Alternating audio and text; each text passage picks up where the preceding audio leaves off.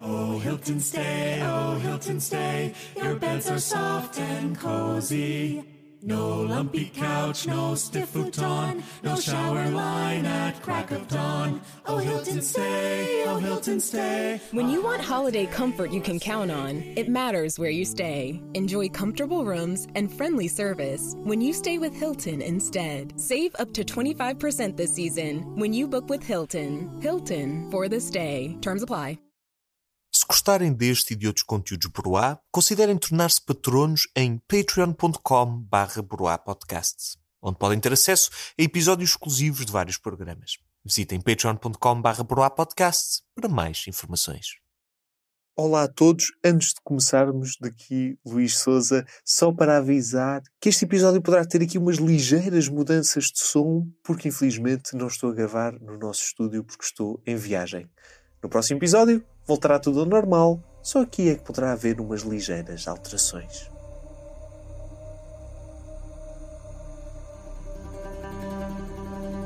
Duat, tempo indeterminado. Este sítio não existe. O que vê não está ali. Não sente chão sobre os pés, nem as pernas, nem as mãos. Não tem corpo. É como um sopro ou um poema recitado em voz baixa. E, no entanto, ali está ele, o seu coração. Um naco de músculo vermelho e vibrante. Tão real, tão pesado. É o momento da verdade. O coração é colocado sobre o prato e a alma sente o pavor dos mortais. Veio impuro, maldoso, carregado de culpa. Nenhum feitiço poderá salvá-lo. Aquele é o fim da sua eternidade.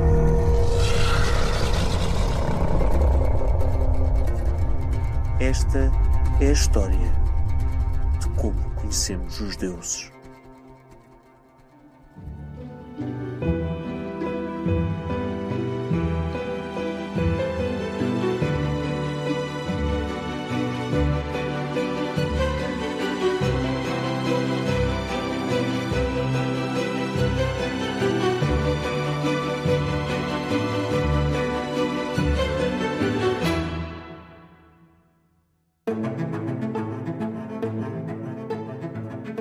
Olá a todos.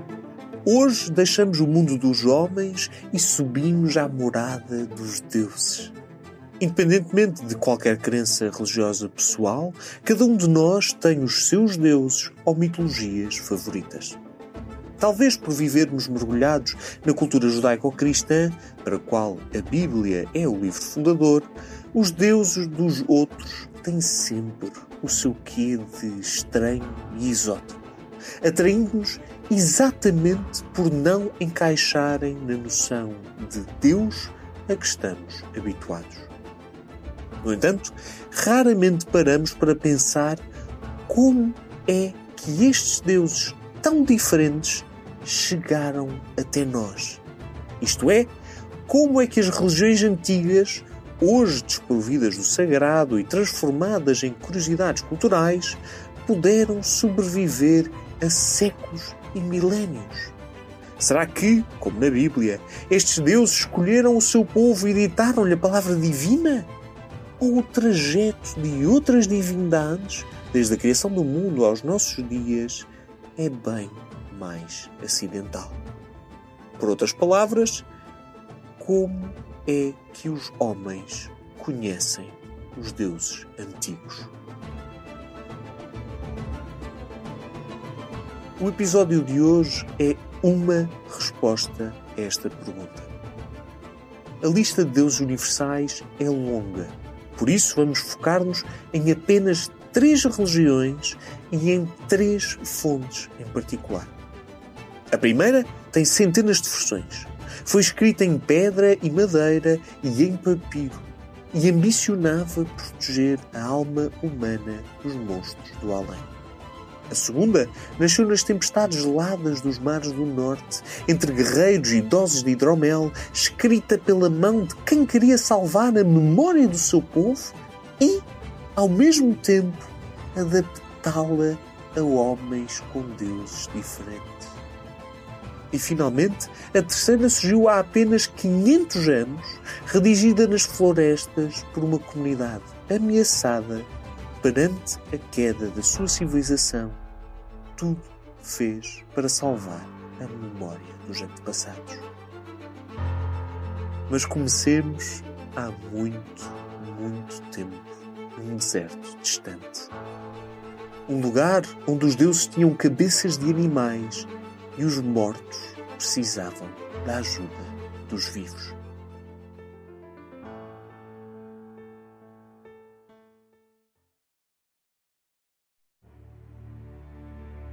Começamos há mais de 5.000 anos à beira do rio Nilo.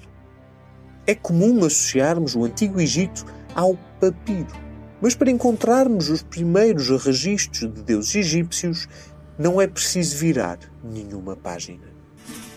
A mais antiga expressão de religiosidade egípcia data de aproximadamente 2400 a.C., no chamado Império Antigo. E antigo é mesmo a palavra certa. Naquela altura ainda havia manadas de mamutes na Sibéria. Faltavam 500 anos para o nascimento do alfabeto e 1700 para os primeiros Jogos Olímpicos na Grécia.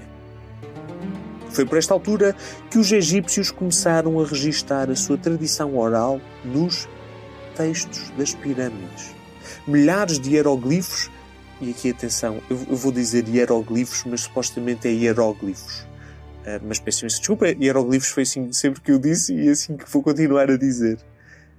Escavados na pedra e organizados em colunas com vários metros de altura.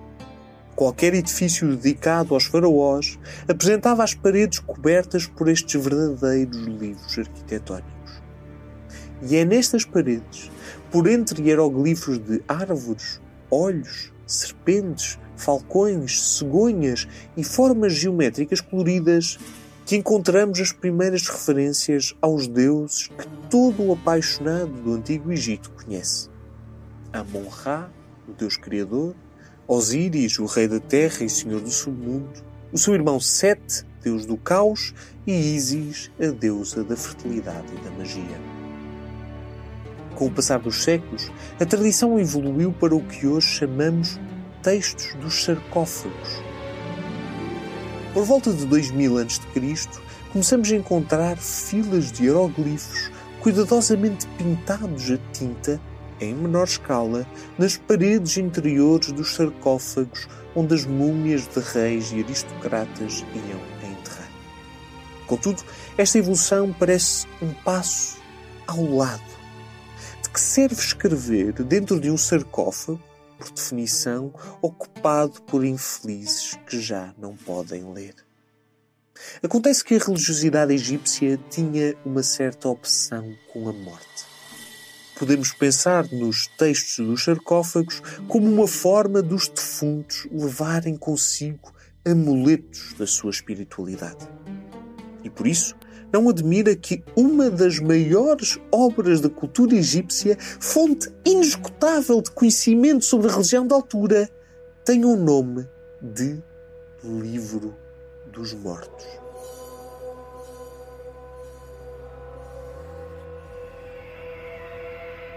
O Livro dos Mortos era um compêndio de orações, feitiços, encantamentos e poemas religiosos, cuja principal função era preparar o defunto para o encontro com os deuses.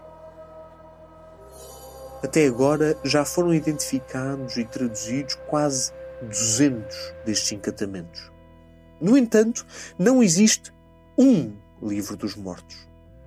Tal como qualquer boa antologia, o gosto de quem o escrevia ditava o conteúdo.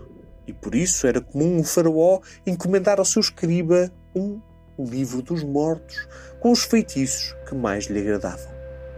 A partir daí, os escribas preparavam uma tira de papiro com largos metros de comprimento. Um dos mais famosos, o papiro de Ani, tem uns impressionantes 24 metros, o equivalente à altura de um prédio de 8 andares. A seguir, os escribas cobriam o papiro com milhares de colunas de hieroglifos, interrompidas por coloridas ilustrações de deuses com cabeças de animais ou representações de reis da mesma dinastia. E, finalmente, o papiro era cuidadosamente enrolado até formar um rolo e colocado dentro do sarcófago. O seu objetivo não era ser lido. O importante era a sua presença. Para os egípcios, a literatura religiosa tinha uma utilidade muito além da hora da morte.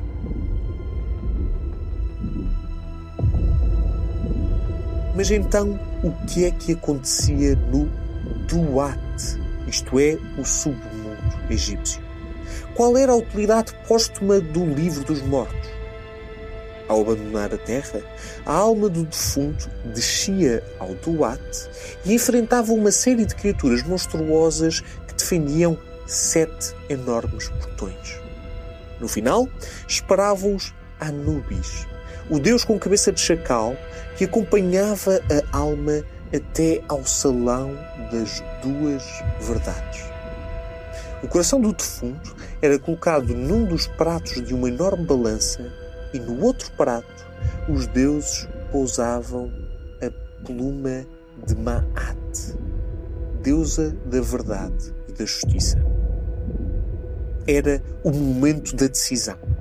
Naquela balança, no oscilar daqueles pratos, ficava definido o destino eterno do morto.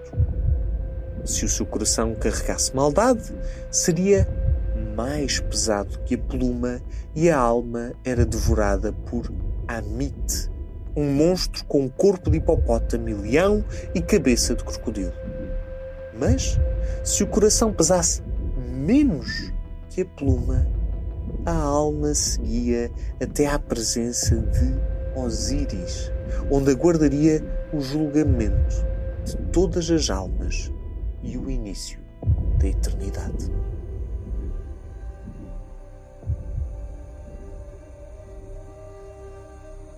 As centenas de feitiços do Livro dos Mortos eram uma ajuda valiosa na descida ao Duat. Um dos mais famosos é o chamado Feitiço 125, nome original. Tratava-se de uma espécie de poema, ou melhor, uma recitação.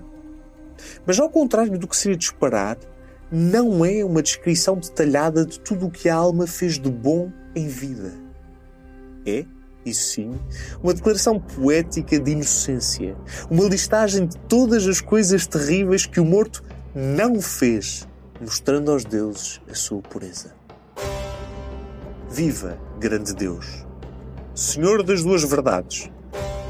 Venho à tua presença, meu Senhor, para que possa ver a tua beleza. Conheço-te. Conheço o teu nome e o nome dos deuses que estão contigo no salão das 2 verdades, que se alimentam dos que fizeram o mal, que engolem o seu sangue no dia da expiação.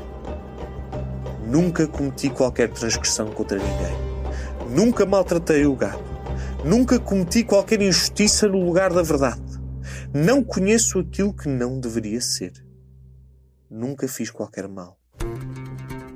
Nunca ofendi qualquer deus. Nunca neguei qualquer coisa a um órfão. Nunca fiz nada que os deuses abominem. Nunca causei dor. Nunca causei choro. Nunca matei. Nunca dei ordens para matar. E mais importante que tudo, sempre apoiei a Broá no seu Patreon. Estou a brincar, era para ver se estavam atentos. E por aí fora. O encantamento continua e, como este, há outras 2 centenas. Todos eles dirigidos aos deuses, todos eles idealizados para defenderem a alma e garantir o seu lugar junto de Osíris. O medo da morte, a mais básica emoção humana, transformava-se assim num exercício de espiritualidade e poesia. Mas, se os livros dos mortos estavam encerrados nos sarcófagos, falta responder à pergunta óbvia. Quando é que foram desenrolados pela primeira vez? Quando é que o resto da humanidade pôs os olhos nos papiros sagrados e descobriu que até os maiores faraós eram julgados no além?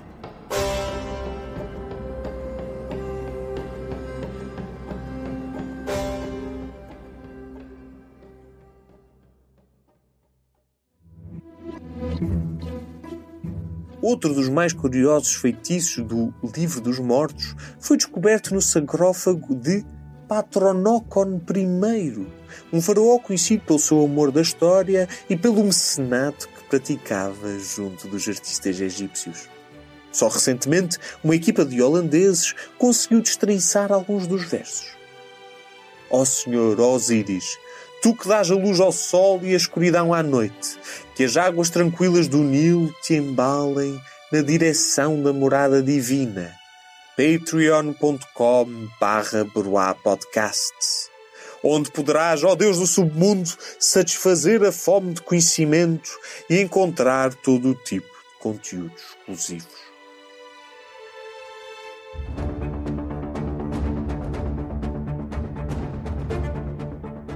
Na verdade, o Livro dos Mortos também passou por uma espécie de morte, ou pelo menos de hibernação.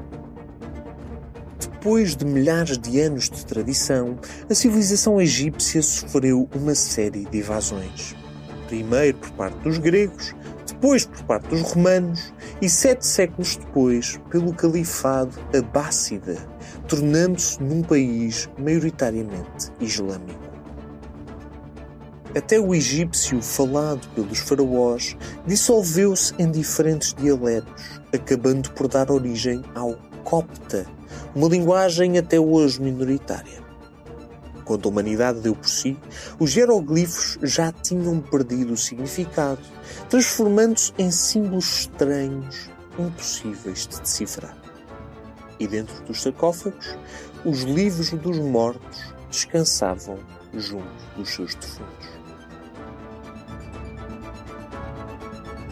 Tudo mudou no final do século XVIII e início do século XIX, quando o sonho expansionista de Napoleão Bonaparte, uma personagem estranhamente pouco falada na nossa história obscura, se virou para o Império Otomano e, em particular, para o Egito.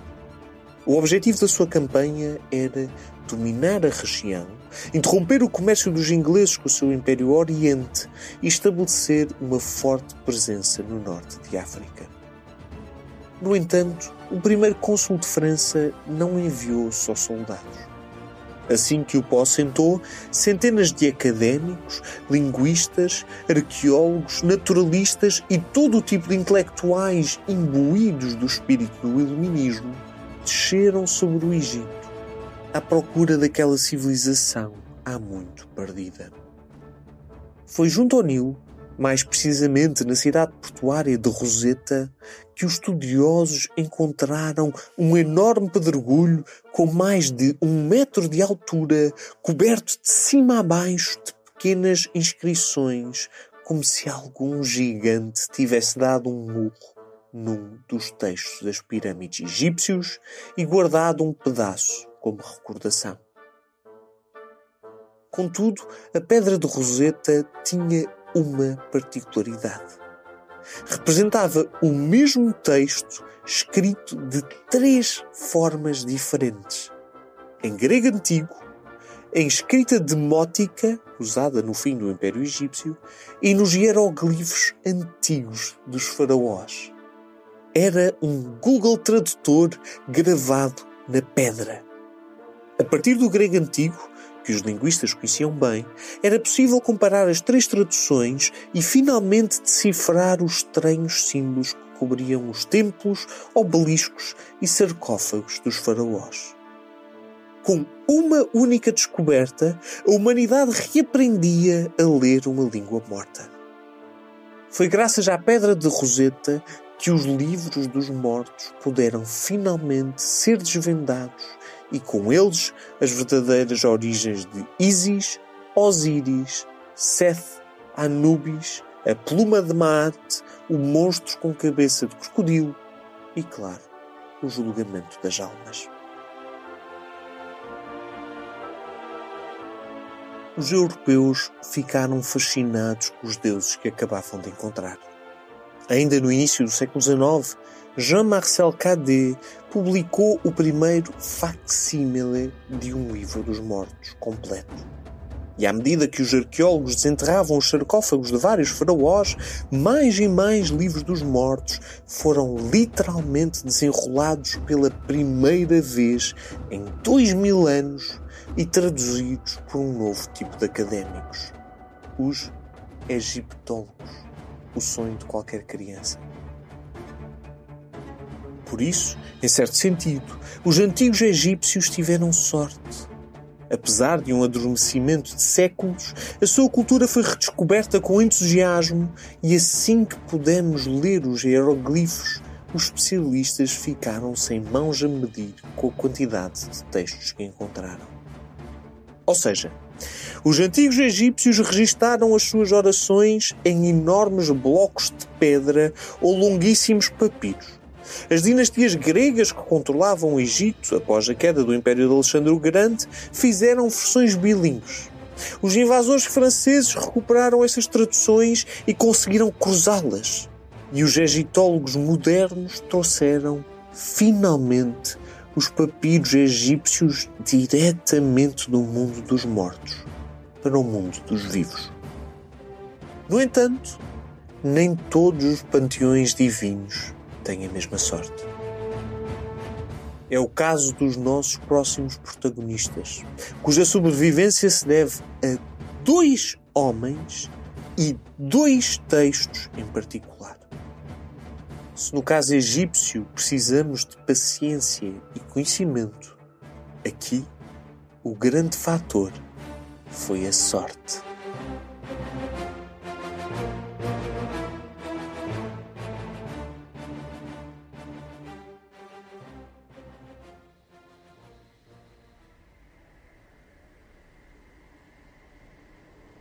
Do deserto no norte de África, saltamos para o gelo da Europa.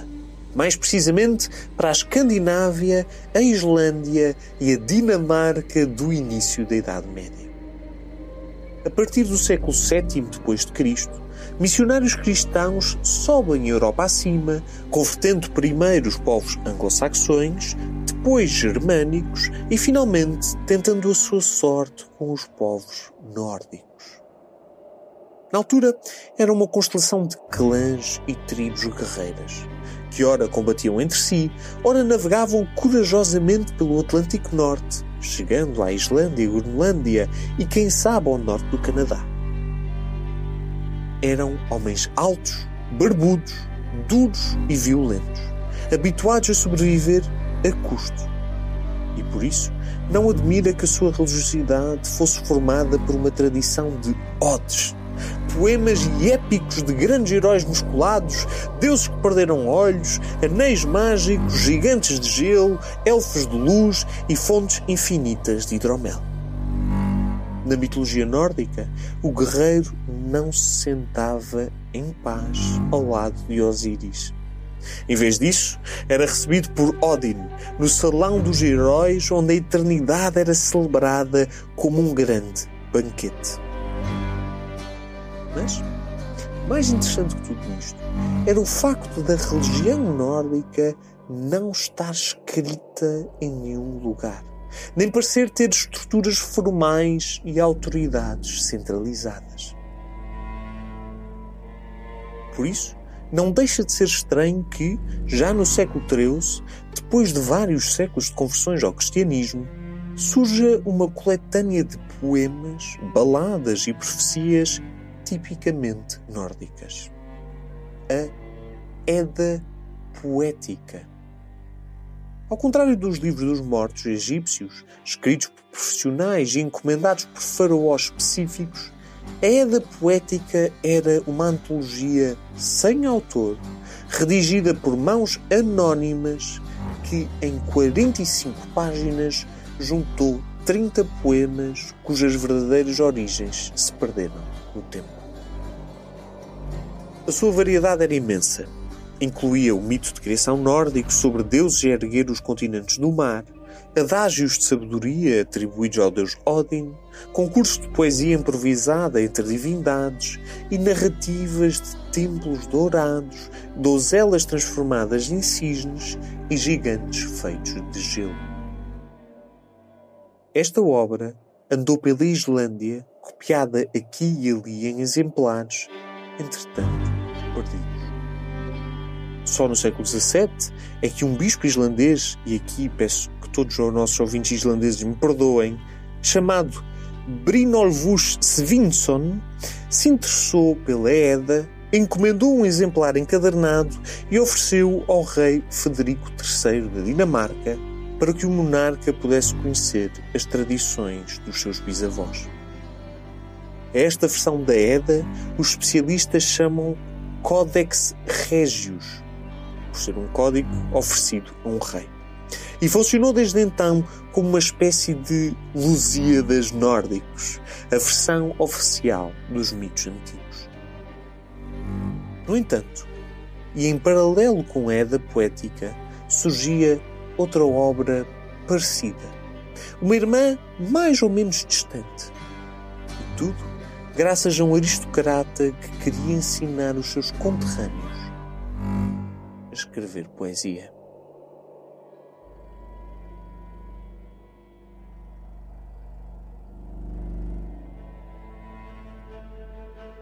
No século XIII, mais ou menos na altura em que a Edda poética estava a ser compilada, um islandês cristão chamado, peço que me perdoem outra vez, Snorri Sturluson, sentava-se a redigir uma das obras mais influentes da literatura europeia. Aproveito desde já para dizer que Snorri é capaz de ser dos meus nomes favoritos de toda esta Europa. Filho de um dos maiores clãs nórdicos islandeses, Sturluson tivera a vida cheia de um aristocrata, dedicando-se a vários talentos. Sabemos que foi guerreiro e cavaleiro, administrador e advogado, político e diplomata e até autor de uma crónica completa dos reis escandinavos. Mas a sua fama deve-se, acima de tudo, a uma obra de poesia. Sturluson misturou os seus conhecimentos de historiador com o folclore nórdico, pediu emprestado alguns dos poemas que também apareciam na Edda poética e misturou tudo isto num dos mais originais livros religiosos do mundo. É que a Edda prosa, como ficaria conhecida, não era uma obra religiosa. Era um manual. O objetivo de Sturluson era responder a uma preocupação legítima da elite islandesa. A sua poesia estava a desaparecer. Substituída pelo latim dos cristãos e pela forma de escrita dos missionários, os versos tradicionais nórdicos, conhecidos como versos escáldicos, caíam em desuso. O manuscrito dos monges estava a substituir os poetas e declamadores populares. A Edda prosa de Sturluson era uma defesa acérrima deste tipo de poesia. E como assunto central, Sturluson foi buscar os grandes heróis, deuses e tradições mágicas dos nórdicos, na esperança de inspirar os futuros poetas a cantar a sua própria cultura. As 4 partes da Edda prosa revelam esta preocupação a cada momento. No prólogo, desenha-se a genealogia dos deuses e heróis nórdicos. Na primeira parte, Sturluson imagina um diálogo entre um rei sueco e 3 habitantes de Asgard, o Olimpo dos deuses nórdicos. Na segunda, 2 deuses conversam sobre a história dos versos escáldicos, aproveitando para cantar, aqui e ali, alguns dos heróis da mitologia. E, finalmente, na última parte, Sturluson atrevia-se a um exercício de egomania autoral, usando os seus próprios poemas com exemplos da tradição que queria manter viva. Independentemente das suas preocupações, Sturluson produzia um documento único, literalmente. A Edda prosa não só era mais completa que a Edda poética, usando alguns dos mesmos poemas, mas acrescentando muito mais histórias, como ensinou a posterioridade a interpretar, ler e apreciar a poesia tradicional nórdica. Mas continua a ser a principal fonte de tudo o que sabemos sobre o deus Odin, o deus do trovão Thor, o seu irmão Loki, os gigantes de gelo, a morada divina de Asgard e até o Ragnarok, o apocalipse nórdico, no qual uma guerra civil entre os deuses destruiu o mundo numa onda de fogo. Mas isto levanta um problema. Poderemos confiar numa mitologia que chegou até nós apenas e só em 2 documentos? Não serão poucas fontes para algo tão importante? E já agora, se Sturluson era cristão, e se os cristãos queriam pôr de lado as tradições pagãs dos nórdicos, não estará a história desta religião mergulhada num enorme conflito de interesses?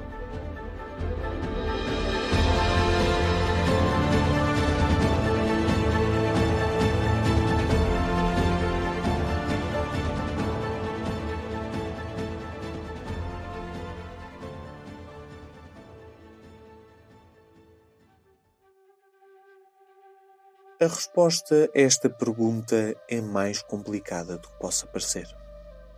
Tanto a Edda poética como a Edda prosa foram redigidas séculos depois da introdução do cristianismo na Escandinávia e na Islândia. E é legítimo perguntar se uma religião nova influenciou a antiga. No fundo, os poetas nórdicos viviam uma contradição complicada.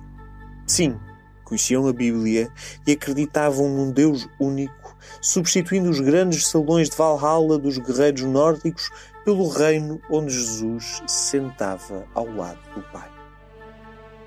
Mas tudo na sua cultura diária, desde os poemas que memorizavam, as canções que cantavam, a decoração dos seus castelos, a iconografia das suas joias e as lendas que contavam aos filhos, descreviam os estranhos deuses pagãos, incompatíveis com o cristianismo. E agora? Sturluson resolveu este problema com a elegância de um poeta. E fez-o com 2 estratégias principais. A primeira foi um processo conhecido como evemerismo, isto é, a transformação dos deuses e heróis míticos em figuras históricas, quase normais.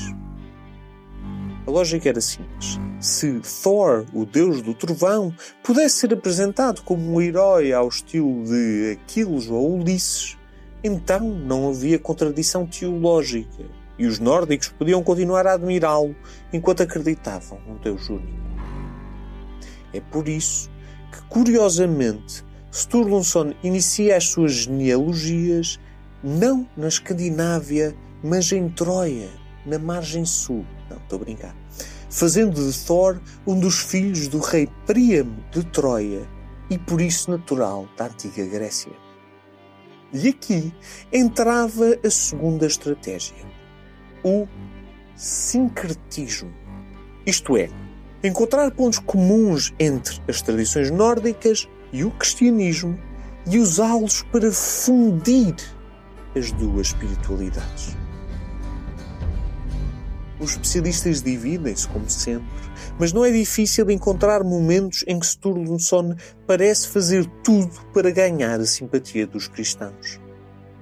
A Edda prosa inclui um dilúvio semelhante ao da Arca de Noé. O mito de criação nórdico inclui um casal, Ask e Embla, muito semelhantes a Adão e Eva. O Ragnarok, a guerra civil entre os deuses, ganha semelhanças com o Apocalipse bíblico. E até o momento em que Odin se prende à árvore do mundo durante 9 dias e 9 noites, faz lembrar a crucificação de Jesus Cristo.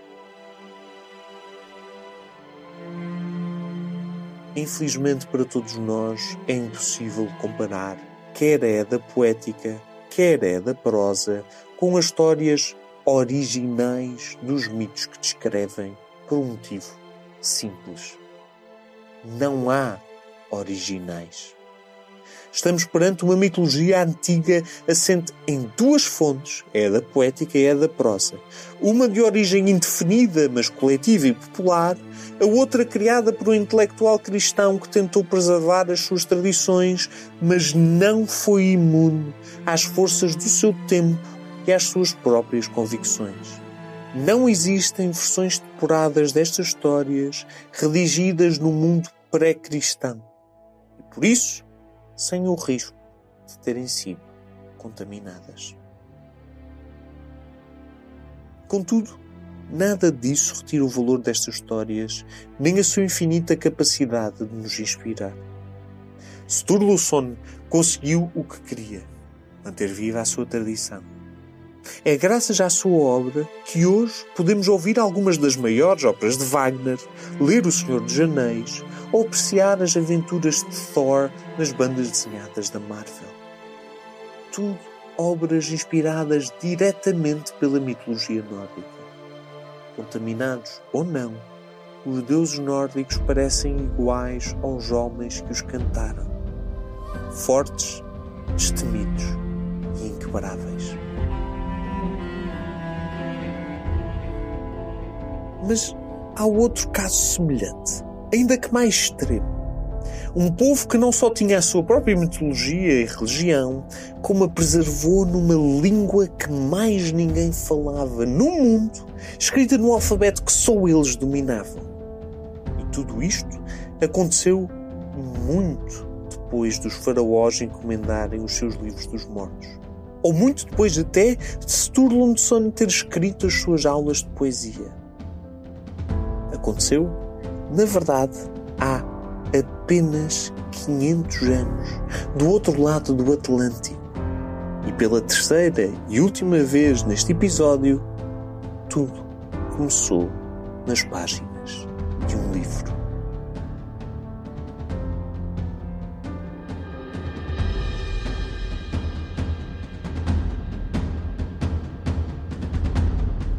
Yucatán, México, 1562. Os outros ficaram para trás. É o único. É o último e eles vêm aí. Viu chegar.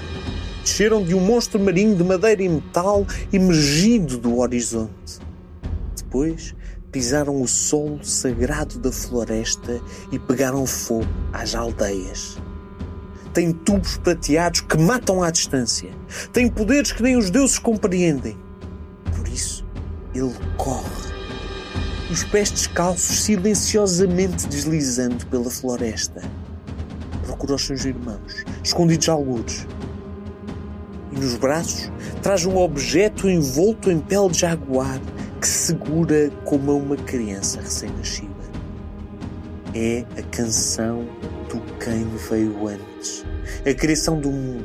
As histórias de Deus e heróis demasiadas para caber na memória de um homem só. Nos braços, aquele homem solitário transporta a memória do seu povo. E se o apanharem, é provável que os seus deuses morram também ali, à sombra das árvores da floresta.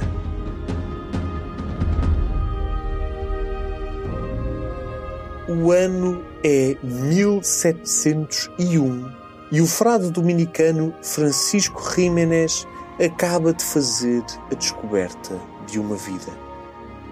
Com apenas 22 anos, o jovem missionário mudara-se da sua Espanha natal para as colónias da América Central, no que é hoje a Guatemala. Foi aí que teve contacto com os descendentes do entretanto dissolvido Império Maia. Tudo o que Jiménez aprendera sobre aquela civilização fascinava. Os maias tinham existido naquela região por mais de 3.000 anos, em particular na península de Yucatán, no México. Eram mestres das estações, do clima e da agricultura. Faziam cálculos astronómicos que provocavam inveja aos astrónomos europeus. Construíam pirâmides de pedra com dezenas de metros de altura, com escadarias ladeadas por deuses serpentes e perfeitamente alinhadas com o nascer do sol e a posição das estrelas. E tinham até um dos calendários mais sofisticados do mundo. Contudo, a chegada dos espanhóis mudara tudo. E agora, em 1701, depois de 2 séculos de conflito armado e várias epidemias de varíola, os maias estavam diluídos em diferentes grupos dispersos e o seu poderoso império reduzido à memória dos seus bisnetos. Mas a descoberta de Jiménez era a prova de que os maias resistiam ao desaparecimento. Nas suas mãos tinha um manuscrito. Um livro cuidadosamente encadernado numa capa de pele de jaguar, formado por páginas de papel grosso e áspero, à base de casca de árvore. À medida que o folheava com todo o cuidado, saltavam-lhe à vista expressões do dialeto dos Quiche, uma das comunidades maia, descrevendo a criação do mundo, deuses encobertos de pluma e jogos de futebol nas profundezas do inferno. Tudo histórias das quais o frade Jiménez ouvira fragmentos, mas nunca a versão completa. Mas o que mais o intrigava era o próprio manuscrito. A sua existência era, por si só, um verdadeiro milagre. 150 anos antes, os recém-chegados colonos espanhóis trouxeram para a região um homem chamado Diego de Landa, futuro arcebispo do Yucatán. Tal como tantos outros missionários católicos no Novo Mundo, a principal fundação de Landa era converter os indígenas ao cristianismo. O problema é que Landa não ficou tão fascinado com a cultura maia como Jiménez. Na verdade, ficou aterrorizado. Os maias praticavam o culto a ídolos de pedra e a deuses pagãos. Faziam feitiços e encantamentos com talismãs e plantas exóticas e, pior que tudo, arrancavam os corações daqueles que ofereciam como sacrifícios aos seus deuses. Chocado, Landa abandonou a diplomacia intercultural e decidiu literalmente queimar a tradição maia. Com a ajuda das tropas espanholas, reuniu todos os ídolos, códices, manuscritos e outros artefactos maias que conseguiu encontrar e atirou-os por uma enorme fogueira, reduzindo a cinzas 3.000 anos de civilização. Era um auto de fé cultural, o sacrifício de uma tradição religiosa inteira. Mas um dos poucos livros que escapou foi o manuscrito redigido pela comunidade Quiche, o tal que, 150 anos depois, chegaria às mãos de Francisco Jiménez. E isto significava que o frade espanhol tinha nas mãos o derradeiro registro da memória do povo maia.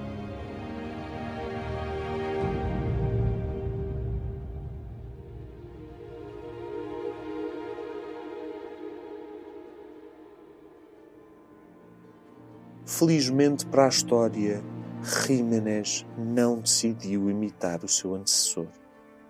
Em vez de queimar o manuscrito dos Quiche, Jiménez sentou-se e leu. O que encontrou não foi nada mais, nada menos do que uma religião e mitologia totalmente diferente do que conhecera até então. Durante milhares de anos, os maias tinham desenvolvido uma complexa teologia intimamente ligada à natureza, às estações e às estrelas e que nada tinham que ver com as tradições religiosas a que Jiménez estava habituado. A história que mais o impressionou foi a criação do homem. Os maias contavam que, e aqui peço desculpa pela pronúncia, Hunapu e Xebalanque, 2 gêmeos filhos do deus do milho, enfrentavam corajosamente um enorme pássaro demoníaco chamado Vocubcakis. Depois de o despassarem com uma lança, os gêmeos ascenderam aos céus e transformaram-se no sol e na lua. Enquanto cá embaixo, a humanidade nascia a partir de uma maçaroca. Quem nunca? Tudo era diferente naqueles estranhos deuses. Uns jogavam à bola no submundo. Outros tinham a forma de jaguares, de aves exóticas, de serpentes emplumadas. E havia até divindades dedicadas a tradições cotidianas como as tatuagens e o consumo do mel. Mas de uma coisa, a literatura religiosa dos maias assemelhava-se à Bíblia Sagrada. O livro não tinha um autor. Era uma obra a várias mãos, assinada por um nós abstrato. Provavelmente porque os Quiche tinham percebido que a sua cultura estava em risco e era necessário preservá-la num enorme esforço coletivo ou recordação. Era literalmente um livro comunitário. Ou, tal como se dizia no dialeto dos Quiche, era um Popol Vuh. Fascinado, Jiménez decidiu dar nova vida àquelas narrativas e fez a sua própria versão do Popol Vuh. O resultado foi outro manuscrito, desta vez em papel, organizado em 56 fólios e cujas páginas se dividiam em 2 colunas. À esquerda, Jiménez transcreveu o dialeto Quiche utilizando o alfabeto latino como quem escreve de ouvido uma língua estrangeira imitando a sua fonética. E na coluna da direita verteu a sua própria tradução em castelhano. Esta decisão de tornar o Popol Vuh uma obra bilíngue seria um valioso presente para o futuro. Tal como a pedra de Roseta permitir aos egiptólogos comparar os gregos antigos e os hieroglifos, o Popol Vuh de Jiménez fazia com que qualquer leitor castelhano pudesse comparar a sua língua com o dialeto Quiche. E ao terminar a sua obra, mesmo que não o soubesse na altura, Jiménez tinha produzido a primeira tradução europeia de uma mitologia até então desconhecida do resto do mundo. Quando Jiménez morreu, o seu manuscrito foi parar uma biblioteca na Guatemala, onde ficou adormecido durante 130 anos. Mas para os deuses maias, estava fora de questão a sua história acabar ali, num arquivo poeirento.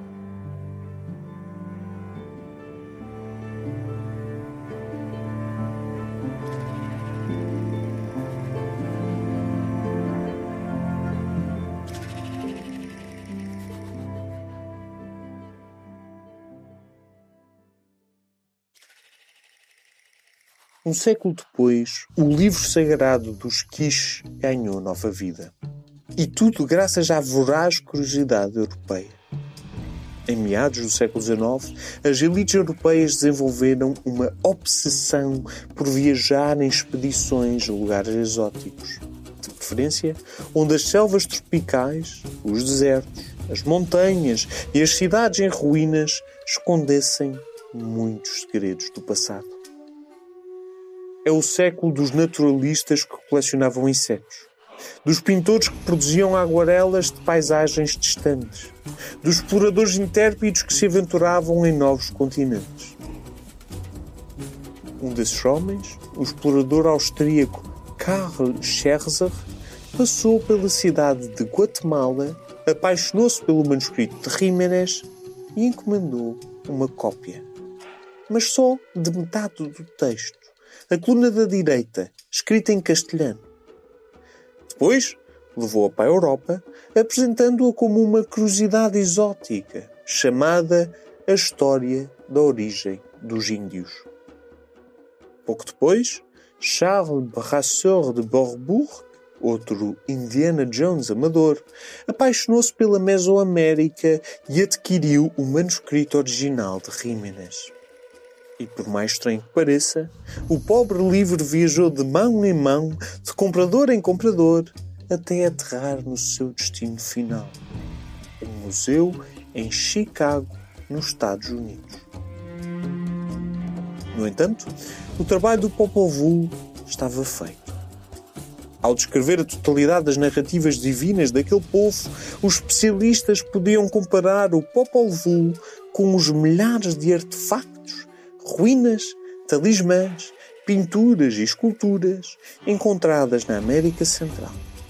E, de repente, tudo ganhava um novo significado. Um par de homens, de braços abertos, não eram só dois homens. Eram os dois heróis gêmeos, filhos do deus Mi. Um pássaro de garras afiadas não era só uma ave, era um deus demoníaco. Era como se uma civilização avançada, daqui a milénios, não compreendesse para que serviam todos os crucifixos pendurados aos pescoços dos humanos. Até, finalmente, poderem ler uma cópia dos Evangelhos e da crucificação de Jesus Cristo. E assim, não só os quis, ao escrever o seu livro, evitavam que os seus deuses fossem esquecidos, como esses mesmos deuses devolveram o favor e ajudaram a decifrar a cultura que os tinha inventado. Mas há mais. Acontece que, além de ter adquirido e traduzido o Popol Vuh, Charles Bourbourg interessou-se também pelos escritos de outro missionário católico na América Central, Diego de Landa, o tal arcebispo que mandara queimar todos os resquícios da cultura maia. Antes da sua explosão de raiva destruidora, Landa fizera uma série de apontamentos sobre os glifos maias, associando-os a determinadas pronúncias e palavras ou sílabas conhecidas.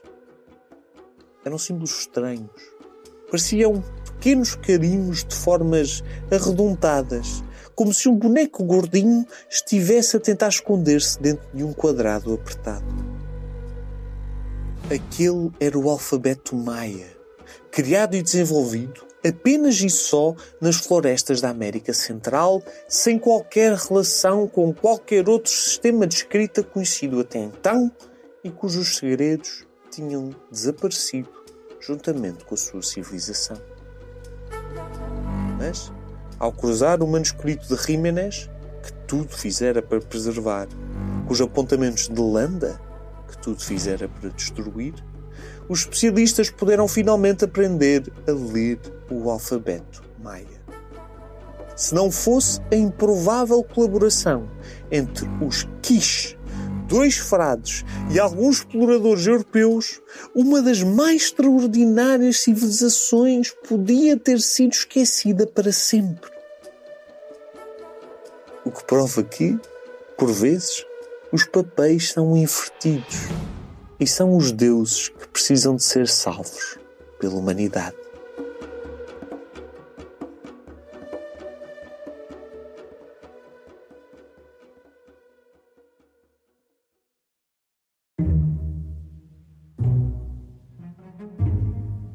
Acreditar é um dos instintos mais antigos da humanidade. É difícil perceber por que surgiu. Se do medo da morte, da incompreensão perante a natureza, ou porque um Deus desceu realmente dos céus e inspirou o seu culto. O que é certo é que a humanidade criou milhares de deuses ao longo da sua história, numa tentativa constante de contactar com o divino e encontrar o sagrado. Apesar da força desse instinto, estas três histórias demonstram o quão difícil pode ser preservar algo tão complexo como a crença de um povo. Um império milenar como o Antigo Egito viu a sua cultura quase esquecida, não fosse a teimosia de alguns intelectuais. A cultura nórdica, uma das maiores inspirações narrativas até hoje, por pouco não perdeu o fôlego por entre o gelo, suplantada por um Deus diferente.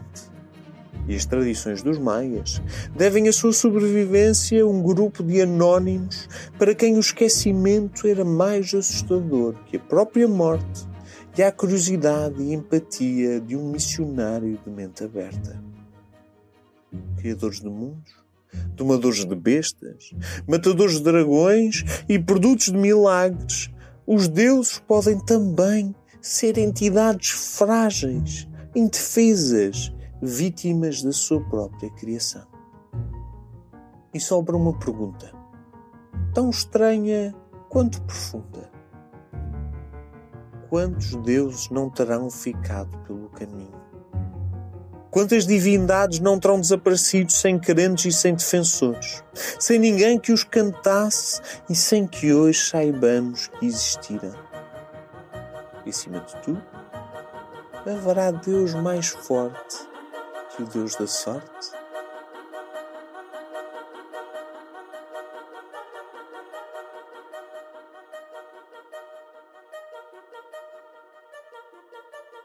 Breve nota.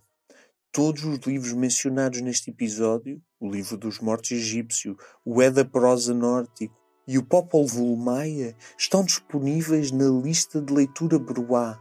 Basta irem à descrição dos episódios e clicarem no link afiliado da Amazon e podem vocês próprios adquirir este livro enquanto apoiam o nosso projeto. Obrigado a todos por terem ficado connosco mais uma semana. Este é um tópico que eu acho absolutamente fascinante porque acho que todos nós conhecemos certas mitologias, até há algumas que eu tenho pena que nós não tínhamos tido tempo para incluir no nosso episódio, como por exemplo os gregos. Mas acho que nós conhecemos muito bem a mitologia egípcia, a mitologia nórdica, os maias, um bocadinho menos, e por isso é que os quisemos incluir aqui. Mas realmente acho que poucas vezes nos perguntamos de onde é que sabemos o que sabemos, não é? Estes conhecimentos não aparecem do nada, não se materializam só na nossa cabeça.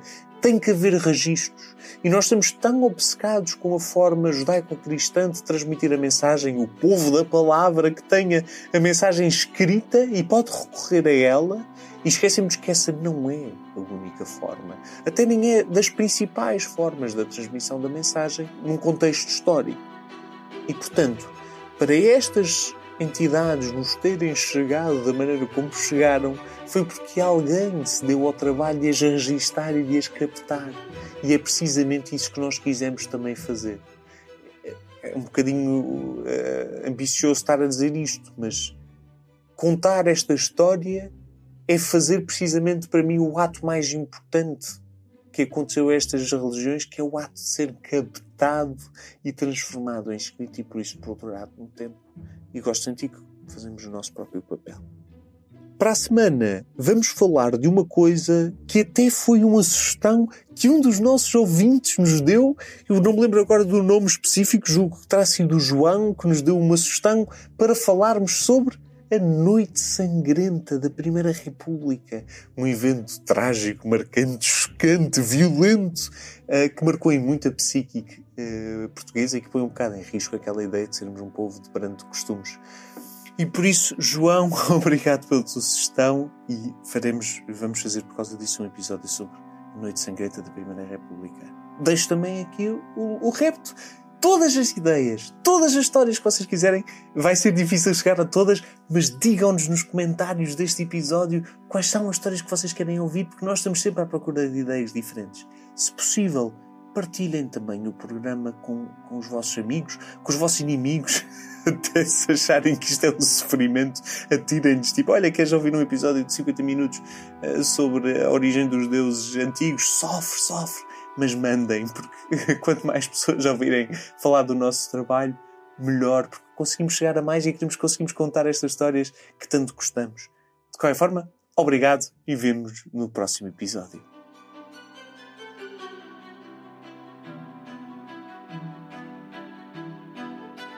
História Obscura é um podcast da série Sapiens, produzido pela Bruá Podcast, narrado por mim, Luís Francisco Sousa. Com direção criativa de Luís Francisco Sousa, escrito por Renato Rocha, pesquisa por Nuno Mendes, direção técnica de Rita Cabrita, edição por Sara Milan, identidade gráfica desenvolvida por Rita Cabrita e Luís Francisco Sousa. Já sabem, se gostarem deste e de outros conteúdos Broá, considerem tornar-se patronos em patreon.com/broapodcast.